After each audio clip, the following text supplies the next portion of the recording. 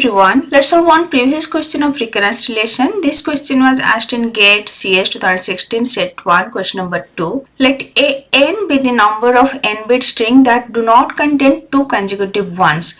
Which one of the following is the recurrence relation for a of n, and 4 options are given. So what will be a1? Number of 1-bit string not containing two consecutive 1. So 0, 1 both doesn't contain two consecutive 1. Okay, so a1 equals to 2. What will be value of a2? 0, 0, 0, 1, 1, 0. So a2 equals to 3. There are 3 2-bit string which doesn't contain two consecutive ones. What will be value of a3? So a3 can be 0, 0, 0, 0, 0, 1, 0, 1, 0. 0, 1, 1 cannot be as it contains two consecutive 1. Then 1, 0, 0, 1, 0, 1. So a3 equals to 5, right? Another relation you can find, a3 equals to a1 plus a2. So 2 plus 3 equals to 5, right? So what will be value of a4?